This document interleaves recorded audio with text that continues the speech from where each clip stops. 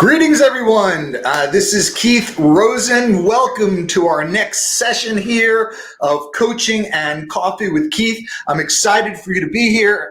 Thank you for taking time out of your busy day to be here. I certainly admire your commitment to your continued evolution. So that being said, a couple of housekeeping notes here. First and foremost, before we dive in, I'm finally leaving New York. And that's not a bad thing, but I have not been in an airport since 2020, February of 2020. I'm finally taking my first trip next week, which is why this is the last session until May. And I'm so happy to say I'm going to two of my favorite countries, Germany and Switzerland. So I'm sharing this with you because my friends that live in Germany and Switzerland reach out to me. Let me know you're there, and maybe we could connect while we're there. So, by the way, can everyone hear me okay? All right. Well, let us keep going. Hey, and I'm so happy to say I'm going to two of my favorite countries. So what we're going to be doing now is I want to just set the kind of landscape here of what we're going to be talking about for the next 45 minutes without further ado here. So, being the topic of sales, let's just kind of even the playing field right now. A couple of stats just to share with you first, and I hope the questions are going to start coming in. First and foremost, in 2021, 69% of salespeople missed their quota. Okay. Right now is the highest level of disengagement in organizations. It's about 86%. And finally, if you're wondering why you're struggling so much with selling more these days, is because of this. 76% of organizations have changed the way they sell. What does that mean? They've changed their buying process. They've changed their procurement process. They've changed the number of people that are involved in the decision-making process. They've changed their criteria of making a decision, how they prioritize, all of these things, okay? So with all of these changes, here's the scary part, everyone. Only 17% of companies have changed the way they sell. That's scary, and that's why we're here today. So just to share a little more, I'd like to open it up to some questions here. I got my glasses on here in order to start, so let's see what we got. I got all of my questions right here, and let's go ahead and start answering them now.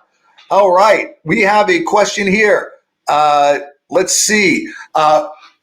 With all the changes that are going on today in sales, what is the question here? With all the changes going on in sales, what can we do to differentiate ourselves from our competition? So let's take a look. Well, what are you doing today to separate yourself from your competition? Anyone? Anyone? Okay.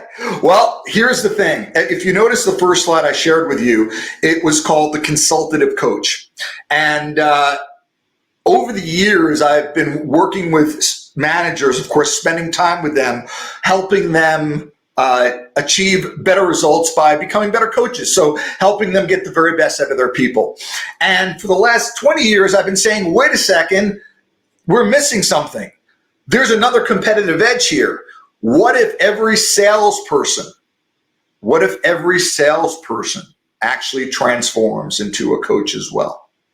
Okay, so if you're still selling the way you were, 2 years ago, you're already set up for failure. So we hear this word coaching thrown out all over the place. What does that even mean? What does the word coaching even mean? Well, let's even the playing field. I'm not going to go ahead and share with you a boring academic definition of coaching here. I'm going to share with you basically a very simple definition. And the simple definition is this: coaching is the art of creating possibility. That's it.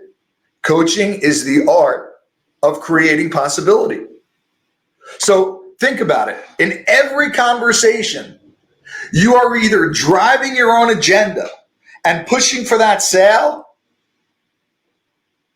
or you're asking questions to seek to understand what each customer wants so that you can align their buying strategy with your selling strategy. So let's take a look and see what other questions are coming in right now.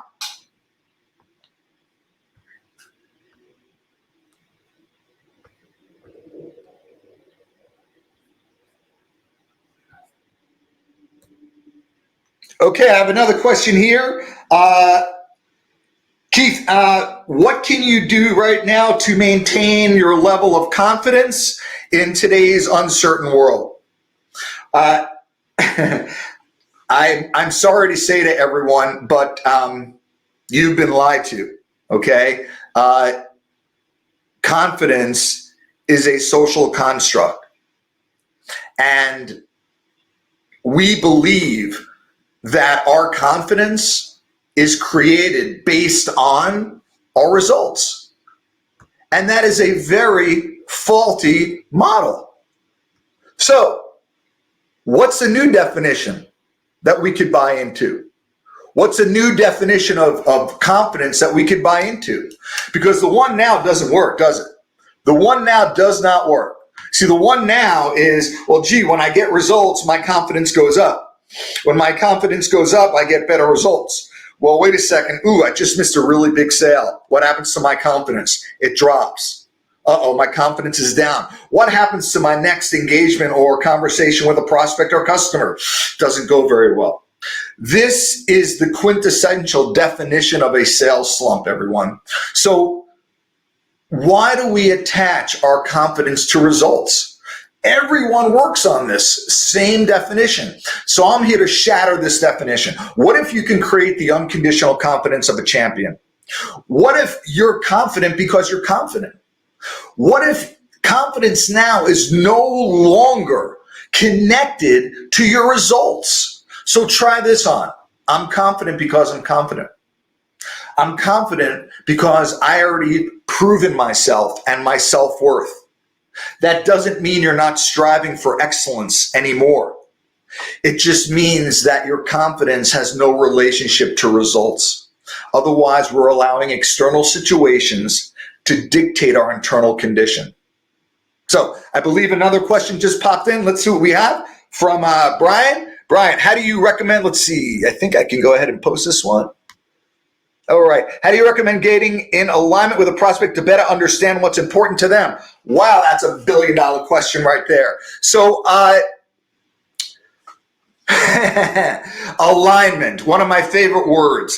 When you're coaching, as I shared with you, coaching is the art of creating new outcomes, the art of creating new possibilities. When it comes to creating new possibilities with your customers, how do we create alignment? How do we create that buy-in? Let me throw the question up right now. Well, I'm going to share with you one of the most powerful tools that as a salesperson, a sales leader can use, and that's called the art of enrollment. Let me say that in a different way. If you don't take the time to align your intentions in a conversation, the universal law is this: when intentions are unclear, people default to fear. So if you're looking, for example, to this question here, Brian, how do you recommend getting in alignment with a prospect to better understand what's important to them? This is a wonderful opportunity to set positive intent. Again, think about it. Your prospects are getting bombarded every single day. How are you going to separate yourself from your competition? Okay, well, the first way we talked about is through coaching. And just to recap again, on our last session when we were working with on sales leadership and managers, we talked about how leadership is a language, and the language of leadership is coaching. Well, guess what? Sales is a language, and the language of sales is coaching. And part of that is enrollment. So let me give you just a quick example right off the top of my head what that could sound like. If I'm speaking to a prospect, one of the things that I would ask them is, and this is before I go into my questions, because if you don't tee up expectations and intention and you start just driving questions at them, they're not going to understand your intentions. Okay, so here's what it could sound like. Mr. and Mrs. Prospect, I really appreciate you taking the time with me today to chat about what we can do for you. I have some questions that I'd love to ask you because I don't want to assume anything about your company, your needs, your goals, and your current situation. So I was hoping to ask you a few questions to get a better understanding of what your specific needs are, challenges are, so I can provide a custom situation, a solution for you. Are you open to exploring that? Oh, and by the way, everything we discuss is always held in the strictest of confidence. I love that last part because when you set confidentiality, you'll actually wind up getting about 30% more information than you normally would. So that's enrollment right there. Let's see what other questions are popping up right here. Let's see what's coming in.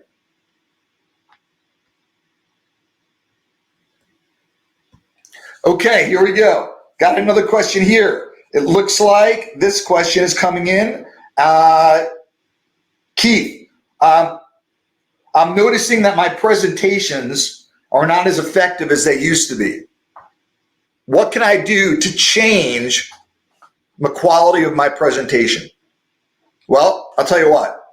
This isn't a PowerPoint presentation, guys, but I happen to tee up a couple of slides to help give you a very specific example of what good coaching questions look like and how you can truly deliver the perfect presentation, or as I call it, the perfect coaching conversation, whether it's with a prospect or whether it's with a customer. Because let's face it, it gets old showing up and throwing up on people. All right, you have to grab their attention immediately. And the only way to do that is by uncovering what's most important to them. So I'm going to actually pop up a couple of slides now. I hope this works. Let's see how it is. Okay, here we go, everyone. All right, looks like we are in good working order right now. So what I'm going to share with everyone right now, and by the way, I have some gifts to give everyone at the end of the session, so I really hope you're going to hang out until the end where I can share with you some really great gifts that are going to help you be a better salesperson in this remote time of selling. Okay, so let me go ahead and start with this first slide. As we talked about, the universal definition of coaching, the art and language of creating new possibilities. It gets really old and boring driving your agenda all the time. So how do you create new possibilities? Well, you can go in with what most salespeople do with their 200 slides and say, hey, Mr. and Mrs. Prospect, I have 200 slides to share with you, and I know they're really important to me, so I'm sure they're important to you. So I'm going to go through them in painful detail, okay? No, you've already lost them, okay? What questions do you ask to align your presentation with the prospect's expectations and decision-making process? These are 5 non-negotiable questions that every salesperson needs to ask in the beginning of every conversation or presentation. Now, I'm going to highlight these just to point them out because I want you to see, are you really asking all these questions? If you're not selling more, I can tell you straight up, it's because of the questions you're missing up front, okay? And these are the deeper questions that we need to be asking. And notice here on the top of the page, to ensure we deliver on your expectations, may I ask you a few questions that will help facilitate our conversation? And again, guys, I will be sharing all of this with you, okay?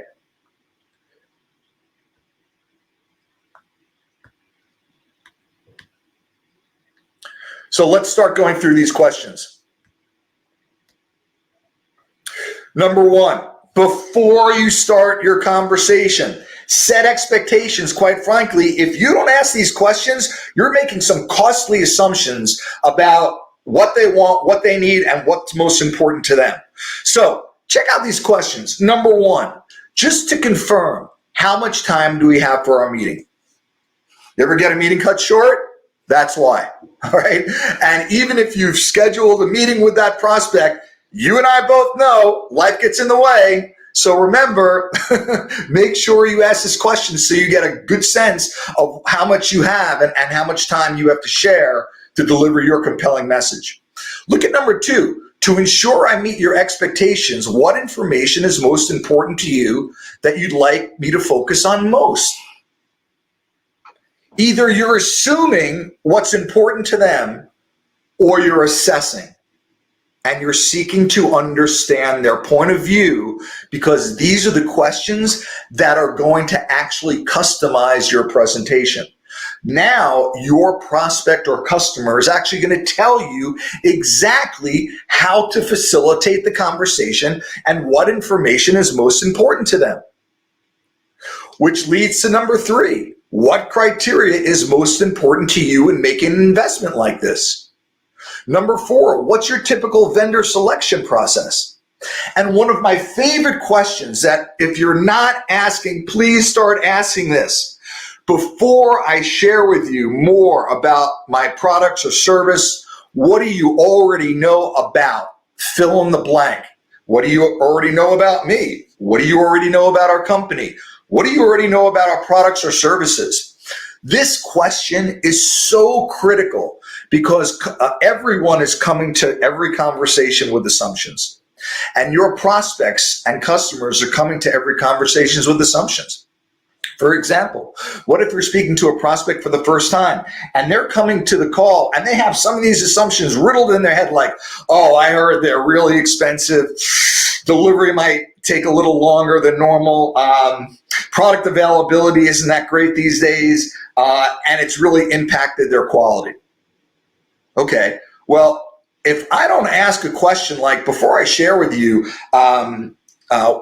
things about my company and about our products and services, what do you already know about us? What do you already know about our deliverables? Pull out those assumptions right away so you can address them and diffuse them. Because if you don't, you're going to be sacrificing your time delivering a presentation that, quite frankly, no one's listening to anymore. Now, we just talked about the first questions that you need to tee up in order to set expectations of your meeting. Now, what about the end? What about the end of the meeting? What do you do then to continue to not only set up next steps, but to hyper qualify every selling opportunity and diffuse initial objections? Now, again, these slides I'm going to share with everyone in the next post. But keep in mind, ask yourself, reflect on these questions. Are you truly asking these questions at the end of every sales conversation? Number 1, how are you feeling about our conversation and what we discussed so far? If you don't ask that question, how do you ever get good feedback from your prospects and customers? Number 2, did we achieve your objectives? How so? A yes or a no is not good enough. You want to go deeper to understand, how did we achieve your objectives? That information is critical for you to continue honoring best practices when you're out selling. Number 3, what stands out as most important to you? That certainly will help you identify what areas of your presentation and areas of focus are most important to your prospects. Number 4, what about a product or service you find most valuable? Number 5, what, if anything, would have made this meeting more valuable? Now think about that question for a second. You're asking for free coaching, everyone. That's what it is. It's free coaching right there. So ask that question to get a deeper sense of understanding of what you can do to make the meetings more effective. Now, look at number 6. This is a billion-dollar question. If you are not asking this question in the beginning of your presentation, you are missing out. And this question right here is the leading cause of what facilitates the objections that you're hearing at the end of your sales process. The greatest salespeople diffuse objections in the beginning of their sales process, not at the end. Okay, so here's the question. Mr. or Mrs. Customer, at this point, what concerns, if any, do you have that can get in the way of us working together? Now, notice here, words are very, again, I'm being an author, very, very occupational hazard, okay? What concerns, if any, maybe they don't have any concerns, but I want to smoke out any concerns or objections when they're this big rather than when they're this big, okay? So that question will pull out any concerns to further qualify if this prospect is worthy of your time investment. Now, as I said before, hyper qualify. Well, let's see what that looks like. What's your typical timeline around making a decision? Hopefully everyone's asking that question. What do you see as the next step? We always need to ask those next step questions. But here's the questions that hyper qualify prospects to see whether or not are they really serious or are they just collecting information from you, okay? Look at question number 9. If I get the requested information to you by Tuesday, when would you have a chance to review it so we can schedule our next meeting now? If they're not willing to go ahead and schedule that next meeting, that's a red flag right there. What's the concern? Because if I'm going to invest my time putting together the information that's most important to this prospect, it's a give-get. It goes both ways. So if we get this information to you by Tuesday, when would you have a chance to review it? Oh, Keith, I'll probably have a chance to review it with our committee by Friday. Wonderful. Then let's go ahead and schedule a time next week. What works for you? Okay. Number 10, what would make you a great client? What would make you an ideal client? Well, I'm going to go off a limb here and think most salespeople don't ask that, especially in the beginning of the relationship and during the qualifying process. They think, whoa, I can't ask that question. I'm going to scare the prospect away. But think about it. The interview process goes both ways.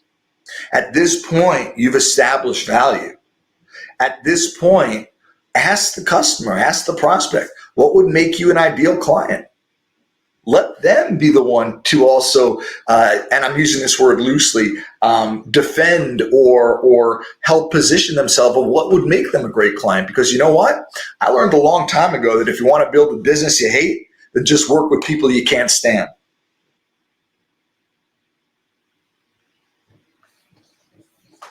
Okay, let's see. Number 11, of course, we need to ask, other than you, who should be included in the evaluation and decision-making process and should therefore be included in the next meeting? 2 of the questions salespeople shy away from are the budget question and the decision-maker question. And the reason why is because you're asking the wrong question. You're asking, are you the decision-maker? When you ask that to someone, you're putting them directly on their defensive and you're kicking in their ego. Of course, I'm the decision maker. Okay? No. Listen to the language here. Coaching is all about language. Selling is the language. Okay? Coaching is the language of selling. So here we go. Other than you, I'm acknowledging the fact that they are part of the decision-making process. Who else is also part of the decision-making process that we should include in the meeting? It's no longer a close-ended question. It's acknowledging their role, and you're also opening it up to get an answer, not a close-ended question to shut it down. Okay? So hopefully these questions you'll find valuable. Again, I'll be making sure everyone gets these questions posted at the end during our next session when this is already recorded live. So, the other question, as I mentioned before, is the budget question. What's your budget, Mr. and Mrs. Prospect? The first thing they're going to do, I don't know my budget. I don't know. I'm not going to share with you my budget. Well, then ask a different question. How do you typically budget for, something like this? How do you typically budget for an investment like this? That's an open-ended question, and I guarantee you'll get more responses from that than you normally would. So let's see. Let's keep going. The question's rolling in. Grabbing my glasses to see what else is going on and what questions here. Let's see what we have.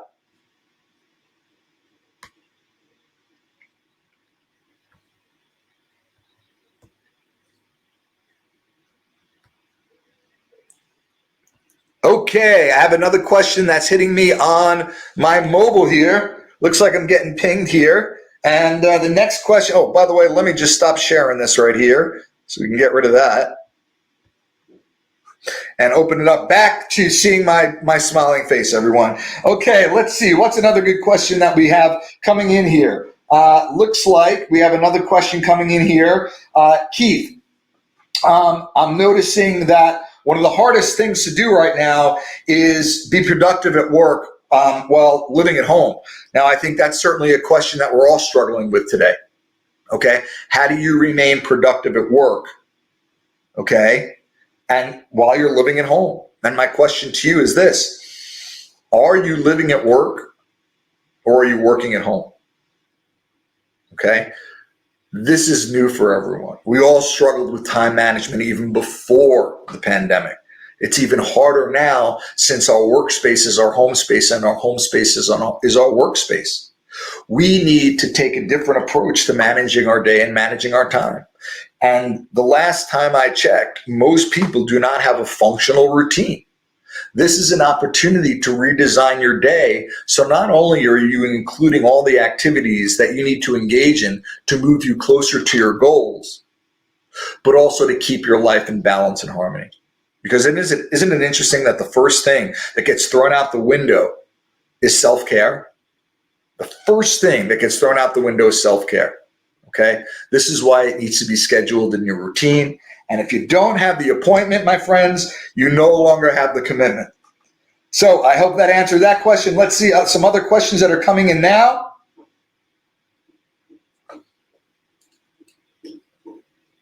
Okay. Cool, one of my favorite, call reluctance. Keith, it's getting harder and harder to prospect today. Okay, it's affecting my confidence, and it's driving my call reluctance. What do I do? Okay, well, this is the inner game of sales, everyone. This is the inner game of leadership. Okay, think about the root cause of call reluctance. Why are salespeople reluctant to deliver a presentation or to pick up the phone and cold call? Well, let's break it down. If I was a salesperson and I was experiencing call reluctance, well, the first thing that I would do before picking up the phone is I would have an internal dialogue. And that internal dialogue is going to sound something like this. Oh no, I don't want to mess this call up. I don't want to blow it. I don't want to ruin this opportunity. I don't want to interrupt people. I don't want to mess this up. Notice the common language there, everyone? I. Here's the problem. Think about the sales process. There's the salesperson and there's the prospect. Who is the sales process about? The prospect. Who do we make it about? Us. What we have to stand to gain or what we have to stand to lose. So here's the fundamental shift that you need to make to absolutely relinquish call reluctance forever. Stop making it about you. It's always about the prospect. Make it about them and the value you can deliver to them rather than about what you can gain, what you have to stand to gain, or what you have to stand to lose. Once you make that shift to delivering value to them, all of a sudden your conversations and the sale becomes a byproduct of your good intentions and focusing on what's most important to them. Okay, I see another awesome question coming in. Let's see. A step I find in sales, let's go ahead and post this one up. A step I find in sales that's often missed or underestimated is rapport building. Could you speak more of the importance of that? Well, I absolutely can. Thank you so much for that question. Rapport building in a remote world. It's certainly changed the tide for us, hasn't it? I want to start with one thing first. One of the things that I hear salespeople share with me most is, Keith, the most important thing I need to do is develop a relationship, a really good relationship with my customers. That's the secret to sales. Developing a really good, deep, fostering a deep, closer relationship with my customers. That's the secret to sales. Well, I hate to say this to you, but some of your prospects and customers don't want to have a relationship with you. Now, I'm not saying they all don't, but some of them don't want to have a relationship with you. I mean, I don't remember the last time I went out with my dentist or my financial planner. Last time I went out with my company who manages my website. And it's not like I don't respect them or have a relationship with them. It's that who determines the relationship in a sales conversation? Again, not you, the prospect and your customers. That again reinforces why we need to continually ask questions rather than lead with answers. And that's what the best salespeople do. They lead with questions rather than lead with answers. So when it comes to developing rapport,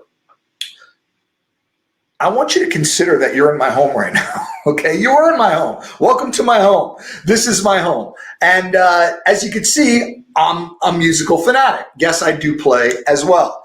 And take requests that could be done on another call.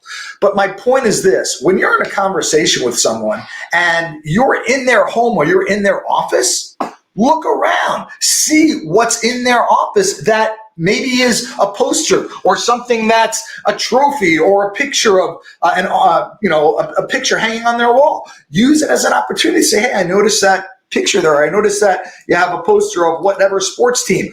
Are you a big fan? Tell me about that. We've never had this level of exposure into people's offices and homes that we did today. So when it comes to building rapport, this certainly is a rapport builder, because to me, music is the universal language of the soul. And what connects people everywhere in the world? Music, food, dancing, and of course, coaching. Okay. So as you can imagine, what my conversations now, when I'm speaking with customers, maybe I'm talking 15 minutes in an hour conversation about what we can do together. We're spending the rest of our time in the beginning just talking about music, talking about our family, just talking about what's going on in their life. And I think that's the biggest thing that we need to be mindful of, is that to create a deeper rapport. And listen, our customers are struggling just like we are. They're feeling disengaged. They're feeling alone. They're often not feeling connected to their organization. They're often struggling with balancing their home responsibilities with their job. So what about developing a deeper rapport? Well, what if you just ask deeper personal questions? And what questions do those sound like? When you're in a conversation with a prospect, and at some time during that conversation, or even with your customers, I would implore you to have this type of conversation.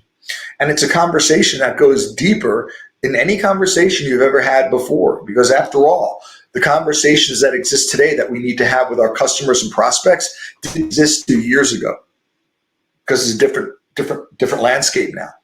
So what am I referring to? I'm referring to asking questions like, so, Mr. and Mrs. Custom, I'm just curious. Here we are, what are we, March 2022. How are things going with you? Because you know what? I'm still not traveling. I'm still at home. How about you? What's your schedule like? Have you been on the road? Have you been traveling? How are you best balancing your day working at home? How do you make that determination and that definement between the work responsibilities and your home responsibilities? How do you turn off work at the end of the day, Mr. or Mrs. Client? That's one thing I'm struggling with. How do you honor your core values and priorities so you're spending your time with your family and the people that you love? I'm going to go off on a limb and say no salesperson is asking those questions, and it's not your fault. You've never been trained in this, and neither has any organization, and that's why we're here talking together. I want to make sure there's another part of this question I thought was pretty powerful. 7 upon underestimated rapport building. Speak more about the importance of that. Okay, so as we're doing, as I said before, with rapport building, I think we nailed that down in terms of asking the different questions and, again, leveraging what you're seeing around you in their home, in my home. This creates trust. This creates connection. And I will tell you right now, the new sales strategy, my friends, is very simple. It's care. And how do you demonstrate care? Through coaching. All right. Looks like we have, oh, awesome. We got a nice comment here. Business relationships of 10 to 20 years is still strong because of this. I love it. And remember though, your relationships with your customers are also going to change. So this is another topic that is definitely worth touching on. Think about where you were 20 years ago. Think about where you are today. I bet that your priorities, maybe your values, your goals have changed over the years, okay? Especially after the last 2 years. So this is an opportunity also to see what's changed with our customers. You know, if you're a sales manager, you're taking this conversation and having an opportunity to see what's changing with your sales leaders, with your employees. So when it comes to building deeper relationships, I also find it's about also resetting expectations in the relationship. That's really what I want to drive home here, is that since 76% of companies have changed the way they buy, as we talked about, people are buying differently. Conversations have changed. Factors have changed which drive the decision, okay? So when we're looking at setting expectations, we talked about enrollment before, setting positive intent, which is basically, Mr. and Mrs. Customer, I'm going to ask you these questions, my objective, so that you can achieve this, get the most value from our conversation and the best solution. That's enrollment, aligning your business objective with the customer's goals and priorities. So my question to you is this. When was the last time you had a reset conversation with your customers? Now, what do I mean by that? I could break this up into several different categories. As a matter of fact, I have an article I will also share with everyone in the stream at the end.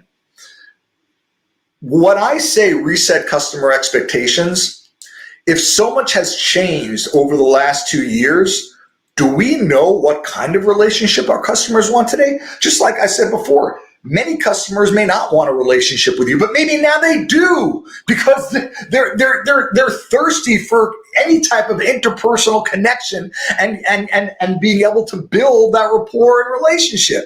So now it is more important than ever. But the thing that I'm driving home is I still don't know what kind of relationship they want. So what's the question I would ask?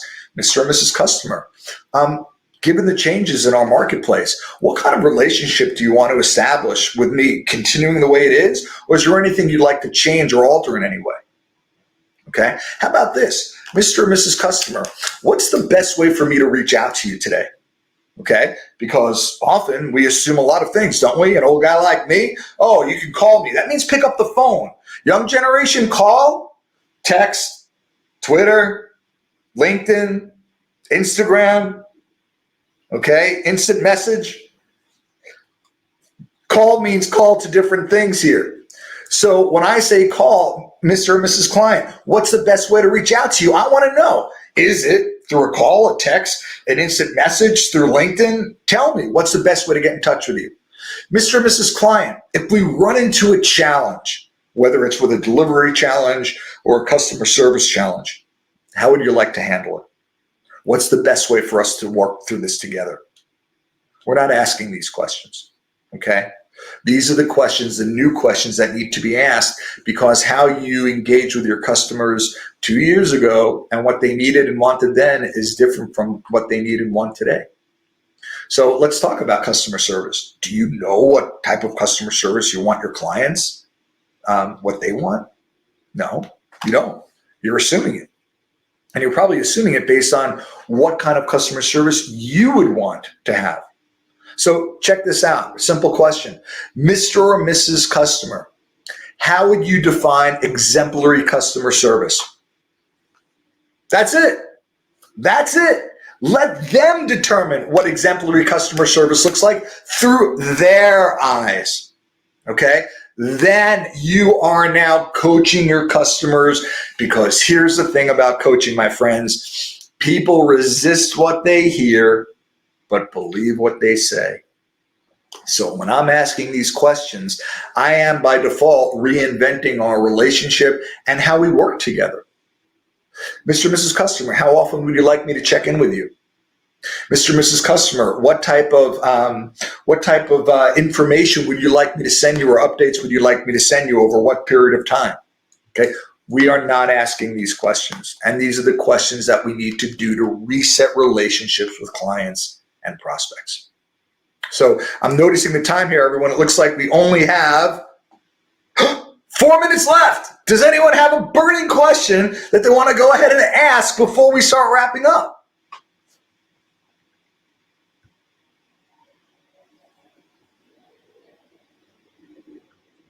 Oh, I see one more question coming in. Hold on, here we go. Let's see. And this last question is coming from, looks like John. And the question is, got to put my glasses on here.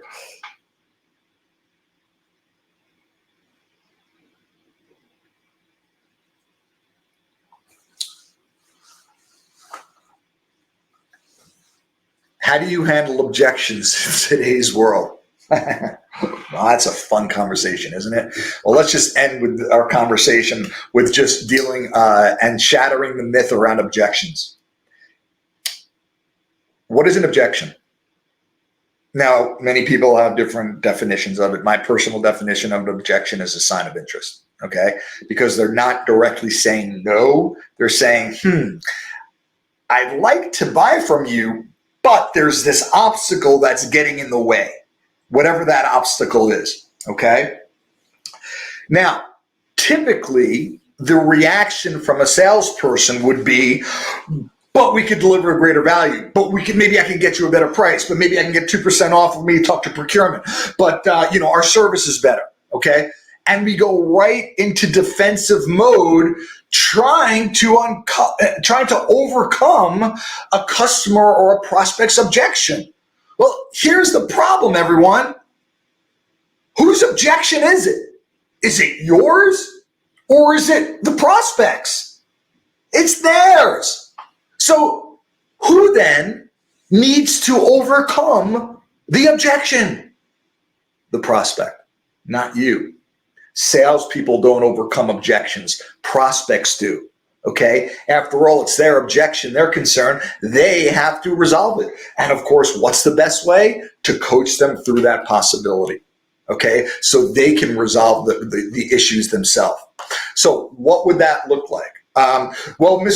Keith, you know what? I'm really struggling. I had a really bad experience with customer service last time, and they really didn't deliver on what they said they would.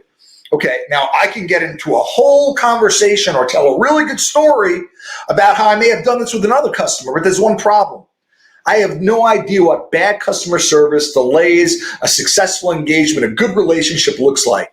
And this is where you can leverage the most powerful tool that you have. One of my favorite questions is called a springboard question.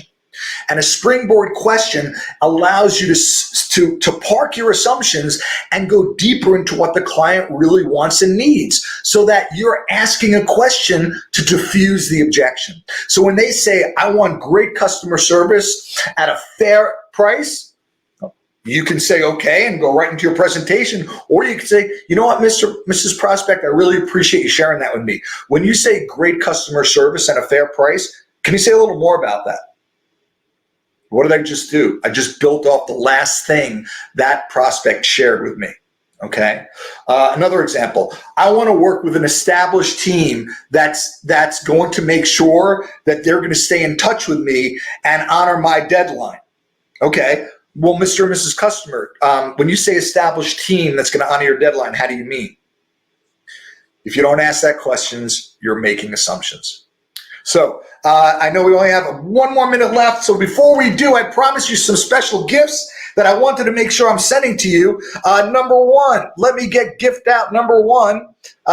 Gift number one is I want to make sure that everyone here has a copy and a link to my free course. The first course I want to share with you, and the first link I'm going to be sharing with you right now, is how to deliver a perfect presentation. And this is one of the highest rated courses on Udemy today. And here is the link.